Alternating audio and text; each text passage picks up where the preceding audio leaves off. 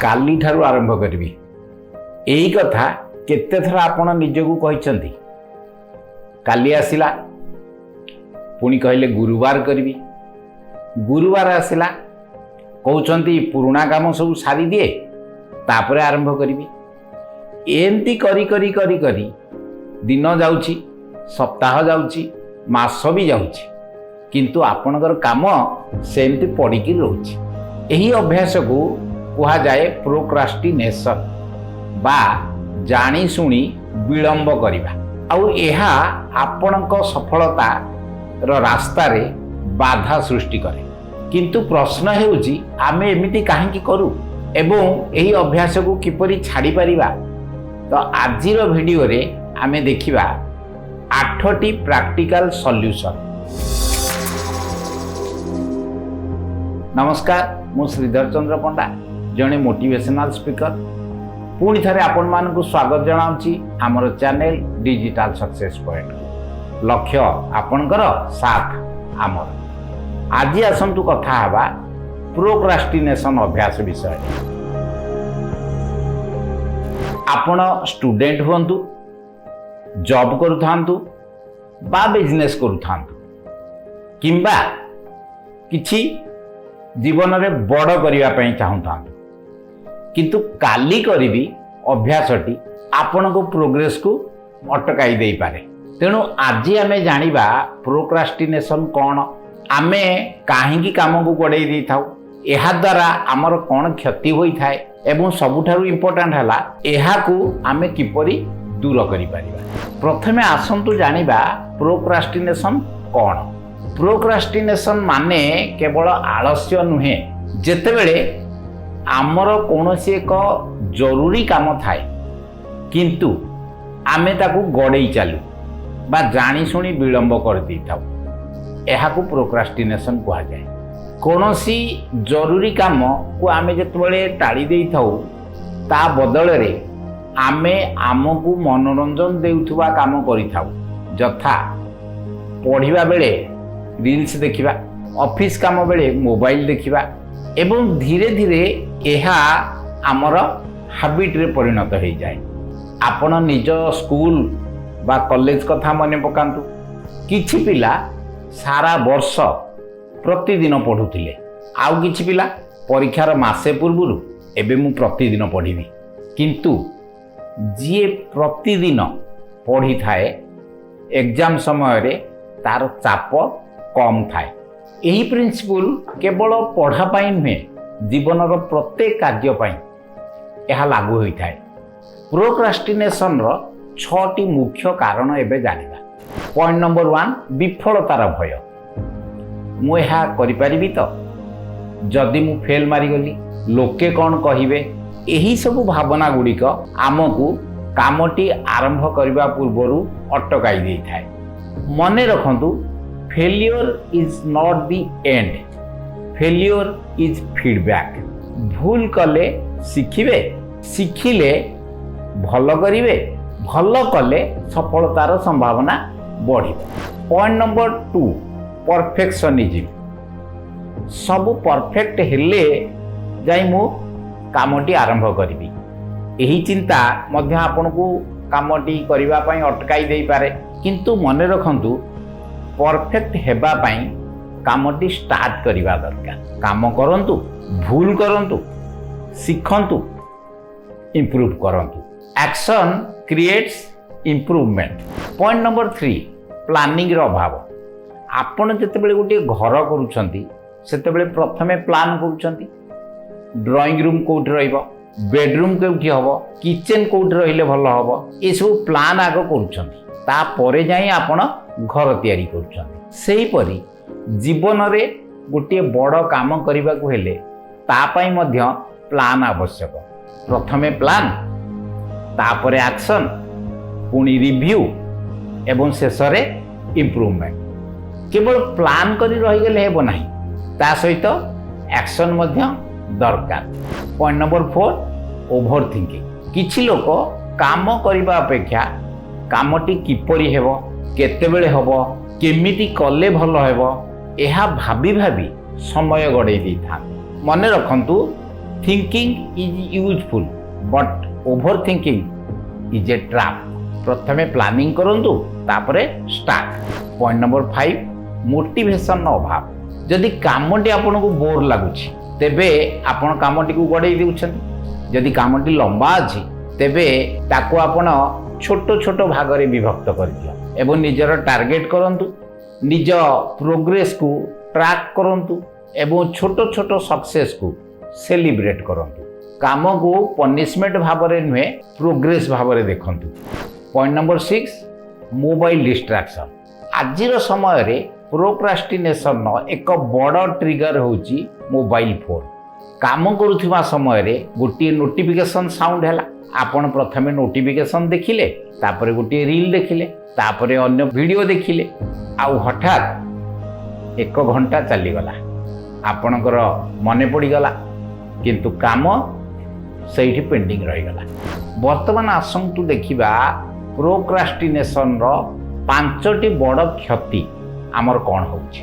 Point number 1 stress बढ़ी जाए। जदि आमे कामटी को गड़ौछे धीरे धीरे पेंडिंग काम बढ़ी जाए एवं पेंडिंग काम बढ़ी गले आमर मुंड बिंधिबा आरंभ हो जाए, स्ट्रेस बढ़ी जाए। पॉइंट नंबर 2 सेल्फ कॉन्फिडेंस कमी जाए। जदि आमे बारंबार कामटी को गड़ौछे तेबे आमर सेल्फ कॉन्फिडेंस कमी जाए, आम निज उपर आमर विश्वास तुटी जाए, कामटी आमे करि पारिबु नाही बोली धारणा आसे। पॉइंट नंबर 3 टार्गेट मिस हो जाए। जो समय भितर कामटी सारिबा कथा आमे जदि न सारुछे तेबे सही कामर प्रभाव परवर्ती काम उपरे मध्य पड़िबो। पॉइंट नंबर 4 अपॉर्चुनिटी हाथ छड़ा हो जाए।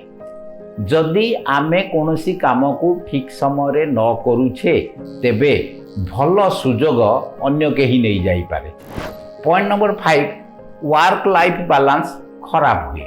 काम को जदि आमे गड़े दउछे तेबे अधिक अधिक काम आम पाखरे पेंडिंग रहिबो, जहा आमर डेली रूटीन उपरे प्रभाव पकेइबो, आमर डेली रूटीन बिगड़ी जीवो।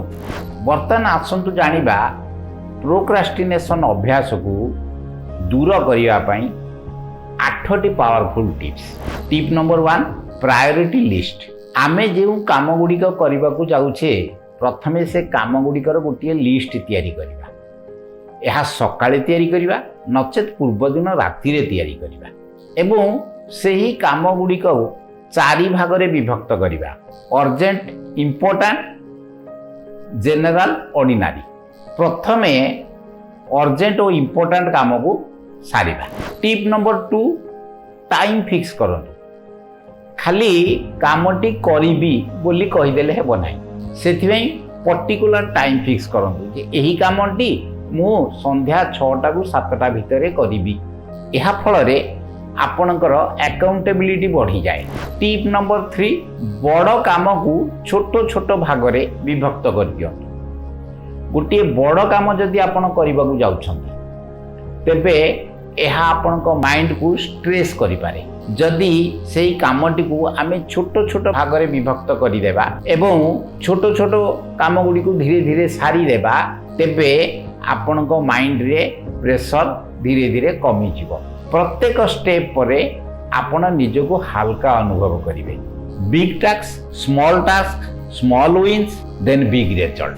टिप नंबर 4 25/5 रूल लागू करंतु। 25 मिनिट फोकस्ड वर्क करंतु, देन 5 मिनिट्स ब्रेक समय रे टिके उठंतु, चलाबुला करंतु, पानी पियंतु, रिलैक्स करंतु, किंतु ता परे पुणी काम रे फोकस करंतु। एहाकू प्रोडक्टिविटी रो एक प्रैक्टिकल टेक्निक भाव रे आपण व्यवहार करि परिबे। टिप नंबर 5 डिस्ट्रैक्शन को हटांतु। जेतेबेले आपण काम करूछंती सेतेबेले मोबाइल को साइलेंट रखंतु, नचेत डू नॉट डिस्टर्ब ऑप्शन रे रखंतु, नचेत काम स्थान ठारू आपण को मोबाइल को दूर रे रखंतु, जेपरि कि एहा आपण को डिस्टर्ब करि परिबो नाही। कारण नोटिफिकेशन साउंड आपणकर फोकस को डिस्टर्ब करि पारे। तेणु work time is equal to no distraction. Break time रे आपण नोटिफिकेशन देखि पारंती। टिप नंबर 6 ନିଜକୁ ରିୱାର୍ଡ କରନ୍ତୁ। ଯେତେବେଳେ ଆପଣ କୌଣସି କାମରେ ସଫଳ ହେଇଯାଉଛନ୍ତି ସେତେବେଳେ ଆପଣ ଟିକେ ବ୍ରେକ୍ ନିଅନ୍ତୁ, ପରିବାର ସହିତ ଟିକେ ବୁଲାବୁଲି କରନ୍ତୁ, ନଚେତ୍ ସାଙ୍ଗମାନଙ୍କ ସହିତ ବୁଲାବୁଲି କରନ୍ତୁ, ମାଇଣ୍ଡକୁ ରିଫ୍ରେଶ୍ କରନ୍ତୁ, ତାପରେ ପୁଣି ନୂଆ ଏନର୍ଜି ନେଇ କାମରେ ଲାଗି ପଡ଼ନ୍ତୁ। Tip number 7, positive self talk କରନ୍ତୁ। ଆପଣଙ୍କ ମନ କହୁଛି କାଲି କରିବି, କିନ୍ତୁ ଆପଣ ମନକୁ କହିବେ ନା ଆଜି କରିବି, ଏବେ ଆରମ୍ଭ କରିବି। ତେଣୁ ପ୍ରତିଦିନ ନିଜ ସହିତ ସେଲ୍ଫ ଟକ୍ କରନ୍ତୁ। Your mind should become your coach, not your excuse maker. Tip number 8, ସବୁଠାରୁ ଇମ୍ପୋର୍ଟାଣ୍ଟ, ନିଜର ହ୍ୱାଏକୁ ସବୁବେଳେ ମନେ ରଖନ୍ତୁ। ଏହା ସବୁଠାରୁ ପାୱାରଫୁଲ୍। ନିଜକୁ ସବୁବେଳେ ପଚାରନ୍ତୁ, ମୁଁ ଏହି କାମ କାହିଁକି କରୁଛି? ନିଜର ପରିବର୍ତ୍ତନ ପାଇଁ କରୁଛି, ପରିବାର ପାଇଁ କରୁଛି, ନିଜର ଫ୍ୟୁଚର ପାଇଁ କରୁଛି, ବା ନିଜ ଜୀବନକୁ ବଦଳାଇବା ପାଇଁ କରୁଛି। ଯେତେବେଳେ ଆପଣଙ୍କର ହ୍ୱାଇ କ୍ଲିଅର ହେଇଯିବ ସେତେବେଳେ ହାଉ କିପରି କରିବେ ତାର ବାଟ ଅଟୋମେଟିକାଲି ଆପଣଙ୍କ ପାଖକୁ ଚାଲି ଆସିବ। ରାସ୍ତା ଖୋଜିବା ସହଜ ହେଇଯିବ। ତେଣୁ ଯେଉଁ କାମ ଆପଣଙ୍କ ପାଇଁ ଜରୁରୀ ଅଟେ ତାକୁ ବାରମ୍ବାର କାଲି ପାଇଁ ରଖନ୍ତୁ ନାହିଁ। ଆପଣଙ୍କ ଜୀବନରେ ଯେଉଁ କାମଟି ସବୁଠାରୁ ଅଧିକ ଦିନ ପେଣ୍ଡିଂ ରହିଛି, ଏହି ଭିଡ଼ିଓ ଦେଖି ସାରିଲା ପରେ ସେହି କାମର 10 ମିନିଟ୍ ଆପଣ କରନ୍ତୁ। କାରଣ ସଫଳତା ପାଇଁ ବଡ଼ ପଦକ୍ଷେପ ଦରକାର ନାହିଁ, ପ୍ରଥମ ପଦକ୍ଷେପ ଦରକାର। ଭିଡ଼ିଓ ଦେଖି ସାରିବା ପରେ ଆପଣ 3ଟି କାମ କରନ୍ତୁ।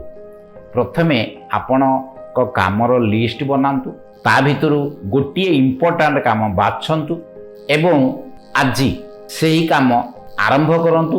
ଅତି କମରେ 10 ମିନିଟ୍ କାମ କରନ୍ତୁ। 10 minutes of action is better than 10 hours of planning।